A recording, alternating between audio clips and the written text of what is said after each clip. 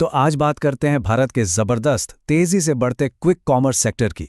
एक ऐसी दुनिया जहां मिनटों में डिलीवरी की सुविधा तो है, लेकिन उसके पीछे काम करने वाले गिग वर्कर्स की चुनौतियों और कंपनियों की जरूरतों के बीच एक बड़ा तनाव भी है। और यहीं से आज का सबसे बड़ा सवाल उठता है, क्या ये जो 10 मिनट डिलीवरी का दौर चल रहा है वो अब अपने आखिरी पड़ाव पर है? चलिए इस पूरे विश्लेषण में इसी सवाल का जवाब ढूंढने की कोशिश करते हैं। सबसे पहले चलिए उस अनुभव की बात करते हैं जो सच कहूं तो किसी जादू से कम नहीं लगता। घर का सामान, कुछ खाने का मन किया तो स्नैक्स या कोई भी जरूरी चीज, बस एक क्लिक किया और कुछ ही मिनटों में वो आपके दरवाजे पर होती है। ये इतनी आम बात हो गई है ना कि हम इसे अब एक सामान्य सी चीज मानने लगे हैं। लेकिन इस जादू के पीछे एक बहुत बड़ा और बहुत ही पेचीदा सिस्टम काम करता है। तो चलिए आज इस सिस्टम को थोड़ा करीब से समझते हैं। तो सवाल यह है कि इस इंडस्ट्री की इतनी जबरदस्त ग्रोथ के पीछे असली ताकत क्या है? वो कौन सा इंजन है जो इसे इतनी तेजी से आगे धकेल रहा है? इसका जवाब असल में काफी सीधा है। ये पूरा का पूरा क्विक कॉमर्स मॉडल सिर्फ एक चीज पर टिका है, और वो है गिग वर्कर्स की एक बहुत बड़ी फौज। एक ऐसी वर्कफोर्स जो लचीली है और कम लागत पर उपलब्ध है। यही इस पूरे बिजनेस मॉडल की नींव है, इसकी जान है। और ये इंडस्ट्री कितनी बड़ी होने वाली है, इसका अंदाजा सिर्फ इस एक आंकड़े से लगाइए। साल 2027 तक ये सेक्टर 1.5 लाख करोड़ रुपए का हो जाएगा। इस ग्रोथ का सीधा असर रोजगार पर पड़ा है, और वो भी जबरदस्त। ये सेक्टर अब तक 24 लाख ब्लू कॉलर नौकरियां बना चुका है।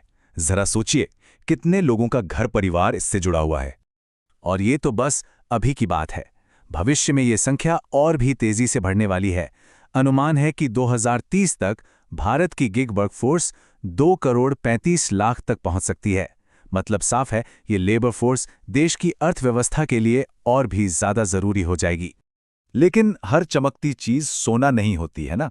इस जबरदस्त ग्रोथ के नीचे इसकी बुनियाद में कुछ गहरी दरारें भी दिखने लगी हैं, और यही दरारें इसकी स्थिरता पर अब सवाल उठा रही हैं। यहां पर एक सीधा सा टकराव है। देखिए, एक तरफ है कंपनियां जिन्हें अपना प्रॉफिट बनाए रखने के लिए लागत, खासतौर पे डिलीवरी की लागत कम से कम रखनी है। और दूसरी तरफ है राइडर्स जो बेहतर कमाएं, इंश्योरेंस और काम के लिए बेहतर सुरक्षा की मांग कर रहे हैं। यही इस पूरी कहानी का असली संघर्ष है। अच्छा, तो जरा इन आंकड़ों पर नजर डालिए।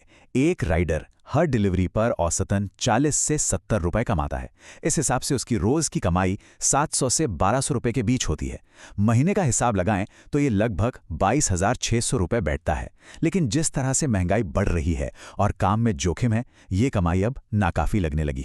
इस पूरी स्थिति को समझने के लिए ना एक टर्म बहुत जरूरी है, यूनिट इकोनॉमिक्स। अब ये है क्या? बिल्कुल आसान भाषा में समझें तो इसका मतलब है कि हर एक ऑर्डर पर कंपनी को फायदा हो रहा है या नुकसान। तो जाहिर है, अगर वर्कर्स की लागत बढ़ती है तो कंपनियों का हर ऑर्डर पर होने वाला मुनाफा घट जाता है। और कंपनियों के मुनाफे पर ना कई तरफ से दबाव पड़ रहा है। एक तो राइडर्स की बढ़ती सैलरी की मांग, दूसरा डार्क स्टोर चलाने का खर्च, और ऊपर से सरकार के नए नियम कानून।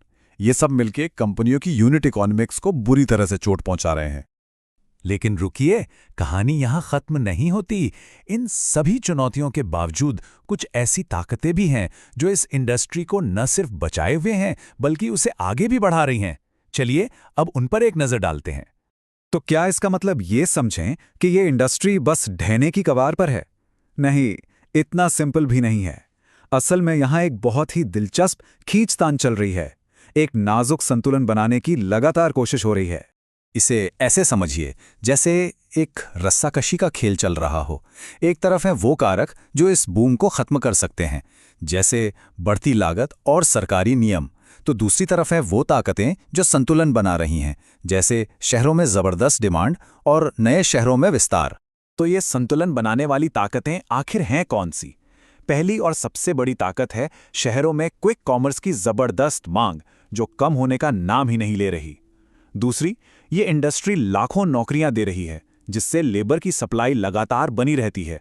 और तीसरी, कंपनियां अब छोटे शहरों की तरफ जा रही हैं जहां लागत कम है। तो हमने इस तस्वीर के दोनों पहलू देख लिए। एक तरफ है जबरदस्त ग्रोथ और दूसरी तरफ है उसके सामने खड़े बड़े बड़े चैलेंज। अब हम आते हैं सबसे बड़े सवाल पर, इस रफ्तार की असली कीमत क्या है? ये कहना बिल्कुल गलत नहीं होगा कि ये पूरी इंडस्ट्री ना एक पतली सी रस्सी पर चल रही है। एक तरफ है कम लागत पर बिजनेस चलाने का दबाव और दूसरी तरफ है अपने ही वर्कफोर्स की बढ़ती मांगे। इस पर संतुलन बनाना बेहद मुश्किल काम है। तो एक बात तो साफ है, हर सुविधा की एक कीमत होती है। सवाल बस इतना है कि आखिर में ये कीमत चुकाएगा कौन? कंपनियां अपने प्रॉफिट से, हम और आप यानी ग्राहक, या फिर वो राइडर्स जो हमारी हर जरूरत को मिनटों में पूरा करने के लिए सड़कों पर दौड़ते हैं? इस पर सोचिएगा जरूर।